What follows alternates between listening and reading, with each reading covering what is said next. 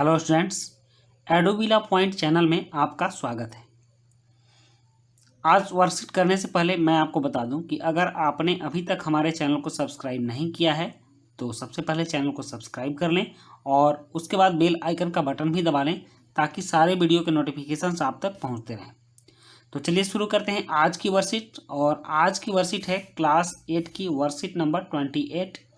ये क्लास 8 की science subject की वर्कशीट है जिसमें हम लोग जंतुओं में जनन चैप्टर को पढ़ रहे हैं।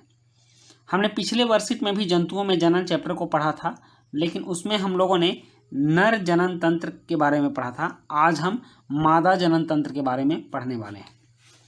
हम जानते हैं कि लैंगिक जनन में नर और मादा दोनों ही आवश्यक होते हैं।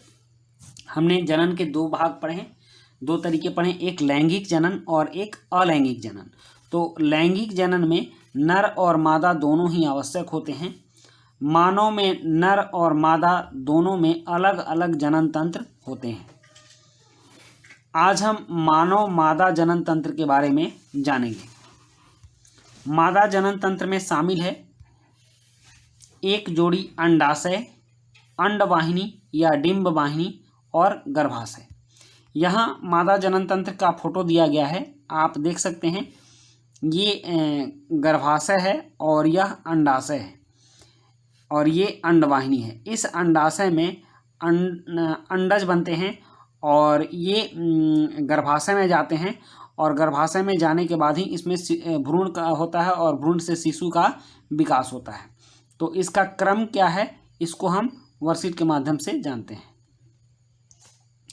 यहाँ मानव अंडाणु का सूक्ष्म चित्र दिया गया है और यह मानव अंडाणु है जिसके बीच में एक केंद्रक है और इसके चारों तरफ यह अपने झिल्ली से घिरा हुआ है। मादा जनन अंगों के कार्य। मादा जनन अंग जो हमने पढ़ा है, अंडाशय, अंडवाहिनी और गर्भाशय, तो इनके कार्य क्या हैं, हम इनको देखते हैं।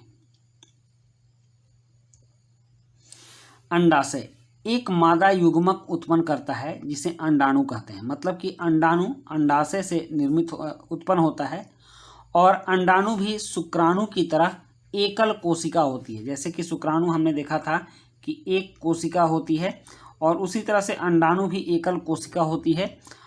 और स्त्रियों में प्रति माह दोनों अंडाशय में से किसी एक अंडाशय में एक अंडाणु विकसित होता है जो अंडवाहिनी में जाता है। मतलब कि स्त्री में एक महीने में सिर्फ एक अंडाणु निकलता है और वह अंडवाहिनी में जाता है। अंडवाहिनी, इसे डिंब वाहिनी या फैलोपियन ट्यूब भी कहते हैं।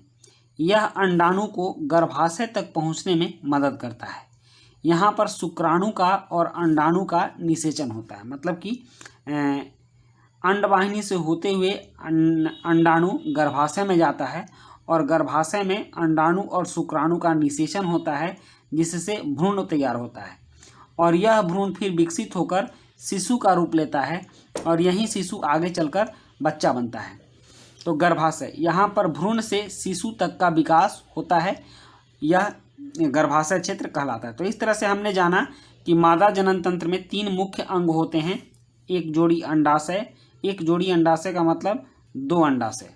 आप यहाँ चित्र में देख भी सकते हैं, एक ये अंडाशय है और एक ये अंडाशय है और ये जो इसके साथ जो जुड़ा हुआ नली है इसको अंडवाहिनी कहते हैं और ये दोनों अंडवाहिनी गर्भाशय में जाकर मिल जाती हैं। उसके बाद इससे संबंधित कुछ प्रश्न है। प्रश्न है कि मादा जनन तंत्र का नामांकित चित्र बनाओ और दूसरा प्रश्न है मानव मादा जनन अंगों के नाम बताओ। तीसरा प्रश्न है मादा युग्मक को क्या कहते हैं, यह कहाँ निर्मित होता है। और चौथा प्रश्न है शिशु का विकास मादा जनन तंत्र के किस भाग में होता है। पांचवा प्रश्न है सही या गलत का निशान लगाओ। जैसे अंडाणु एकल कोशिका नहीं है तो ये गलत होगा क्योंकि हमने अभी पढ़ा है कि अंडाणु एकल कोशिका होती है। मानव का अंडाणु बहुत बड़ा होता है, यह भी गलत है क्योंकि मानव का अंडाणु छोटा होता है। और तीसरा है स्त्रियों में प्रति माह दोनों अंडाशय में से किसी एक अंडाशय में विकसित अंडवाहिनी में जाता है, तो यह सही है। अब चलिए इन प्रश्नों के उत्तर हम करते हैं और उत्तर के लिए चलते हैं आंसर शीट पर।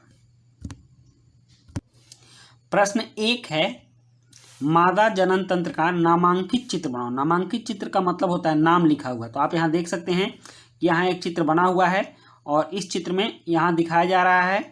आप इन सभी नामों को स्पष्ट रूप से पढ़ लें और उसके बाद इसी तरह का आप चित्र बना लेंगे। यह मादा जनन तंत्र का, मानव मादा जनन तंत्र का चित्र है।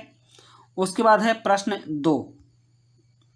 प्रश्न 2 है मानव मादा जनन अंगों के नाम बताओ। तो मानव मादा जनन अंग के नाम है अंडवाहिनी और अंडाशय तथा गर्भाशय। उसके बाद प्रश्न 3 है मादा युग्मक को क्या कहते हैं, यह कहाँ निर्मित होता है। तो इसका उत्तर है मादा युग्मक को अंडाणु कहते हैं, यह अंडाशय में निर्मित होता है। और फिर प्रश्न 4 है शिशु का विकास मादा जनन तंत्र के किस भाग में होता है। तो इसका उत्तर है शिशु का विकास मादा जनन तंत्र के गर्भाशय में होता है। अब प्रश्न 5 है सही या गलत का निशान लगाओ।